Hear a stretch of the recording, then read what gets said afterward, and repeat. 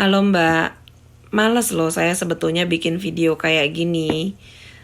Tapi gimana ya, lu tuh makin jadi gitu kan ya. Tapi emang sih mungkin orang ngelihat postingan lo, kalau orang yang jeli lihat postingan lo, mungkin orang bisa bisa ngerti ya. Langsung aja Mbak ya. Males, capek lo gue baru banyak kerjaan. Belakangan ini baru bisa istirahat gue. Ah ilah. Baru rebahan, baru dasteran, enak-enak tiduran.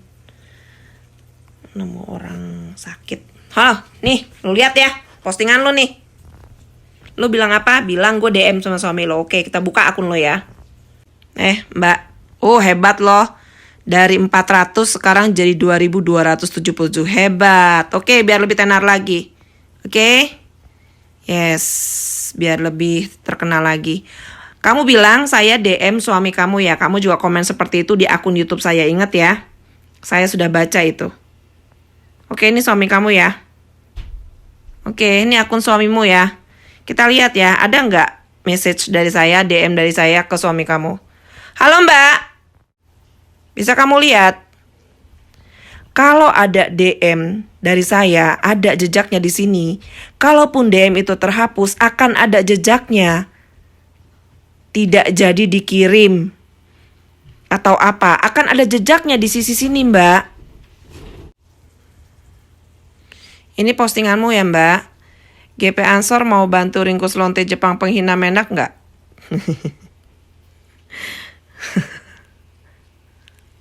Ini postingan kamu ya. Kita lihat postingan kamu yang sebelumnya ya. Halo Mbak, ini postingan kamu kapan ini kita lihat ya. Dengar pidatonya Menak yang baru saja sudah mengecewakan. Salam 5 agama hilang. Sampurane Gus, cuma kecewa aja, Anda kan menteri semua agama. Ini ya. Postinganmu ya Mbak. Mbak, kalau kamu urusan mengenai salam, ya saya nggak tahu kapan itu Gus Yakut lupa memberi salam 5 agama. Nah itu protes kamu kepada Gus Yakut. Kalau saya bukan hanya kepada Gus Yakut, tapi juga ke Mendagrinya. Kenapa? Yang saya perjuangkan itu penghapusan SKB 2 Menteri. Ya Mbak ya.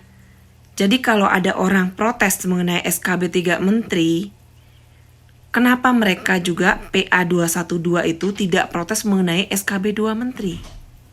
SKB 2 Menteri itu sudah sangat mendiskriminasikan non-muslim. Saya muslim loh Mbak. Dan itu memang tidak sesuai dengan Undang-Undang 45 pasal 29 ayat 2. Di mana setiap penduduknya berhak beribadah sesuai agama dan kepercayaannya masing-masing. Lah sekarang kayak mana mau ibadah kalau rumah ibadahnya mau bikin aja sulit setengah mati. Bahkan yang sedang ibadah pun banyak yang diganggu. Rumah ibadah yang dirusak. Itu banyak kejadiannya Mbak di negara kita. Makanya saya desak terus untuk segera menghapuskan SKB 2 Menteri. Itu yang saya perjuangkan. Bukan sekedar urusan salam 5 agama atau bagaimana. Tolong ya Mbak ya. Beda loh Mbak. Terima kasih, mudah-mudahan ngerti. Ini data yang kamu bilang, saya mau buka data si Babu Jepang. Oh iya. Video suara potongan yang dipotong-potong. Terus mereka nggak jelaskan di dalam grup itu kita bahas apa. Bahas SKB 3 Menteri kok diprotes. Kenapa SKB 2 Menteri nggak diprotes? Kapan dihapus? Kalian memainkan dengan bebas, mainkan narasi yang... Kita lihat postingan lama kamu satu lagi ya. Ini postingan gak lama-lama banget sih, kayaknya Maret tanggal 2, kita lihat ya. Nah ini postingan kamu tanggal 2 Maret. Oke. Indonesia lama-lama bakal jadi Suriah karena harus tunduk aturan mayoritas. Kamu buat hashtag Jokowi kalah sama Kadrun. Masa nyali presiden ciut. Halo Mbak. Ini postingan kamu 2 Maret ya. Dan kamu sekali lagi buat hashtag Jokowi kalah sama Kadrun. Halo Mbak. Semarah-marahnya saya dalam urusan Kadrun, yang akan saya taikan hashtagnya adalah negara tidak boleh kalah sama preman, negara tidak boleh kalah sama teroris. Kenapa saya naikkan hashtag seperti itu?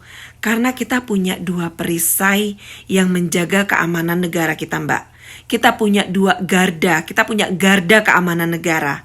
Apa itu? Ada TNI dan ada Polri yang akan selalu menjaga ketahanan negara kita. Jadi kalau ada yang rusuh, model-model radikal Kadrun seperti itu, maka kita mengharapkan garda terdepan di negara kita, TNI dan Polri untuk menjaga negara kita, maka saya akan naikkan negara tidak boleh kalah dengan Kadrun, tidak boleh kalah dengan preman, negara tidak boleh kalah dengan teroris. Bukan dengan menyudutkan presiden saya, presiden kita semua, orang yang kita semua sudah perjuangkan untuk Indonesia. Paham ya Mbak? Itu bedanya kamu sama saya. Dan satu lagi Mbak sekalian ya. Pala kali lo sebetulnya nih. Dijelasin sekalian kenapa si Vera udah lama gak posting-posting. Mbak, saya buat follower saya yang lama pasti udah ngerti banget. Saya itu emang kalau lagi banyak kerjaan gak posting-posting Mbak.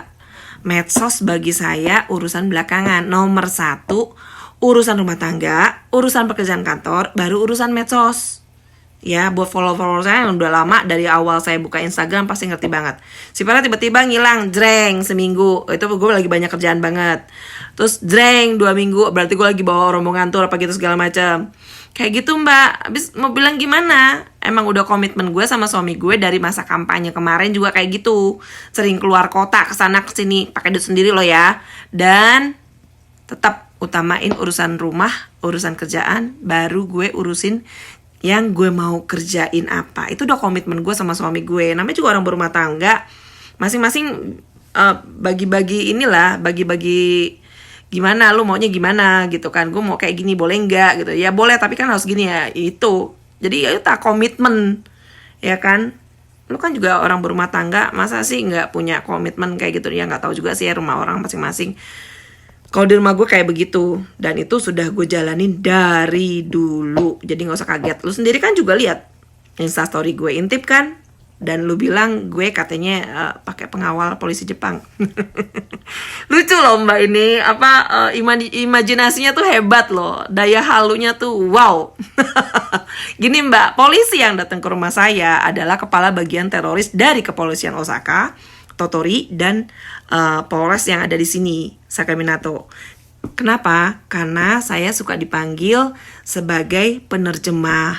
Jadi kalau ada apa-apa sama orang Indonesia, bukan masalah aja ya. Misalnya ada apa-apa tentang Indonesia, tentang kejadian-kejadian di sekitaran sini gitu yang berhubungan sama Indonesia, itu saya yang dipanggil sebagai penerjemah, just sebagai penerjemah. Jadi tolong ya Mbak ya, halusinasinya gak usah kelewat hebat.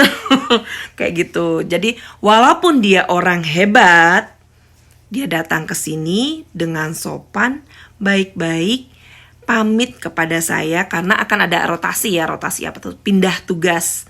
Jadi dia akan pindah tugas ke kota lain, dia datang ke sini, pamit sama saya. Mbak Oki, saya mau pindah ke kota ini. Dan nanti akan ada pengganti saya akan datang ke sini juga memberikan salam perkenalan kepada Mbak Oki. Seperti itu Mbak. Jadi makanya Mbak cari kesibukan deh biar enggak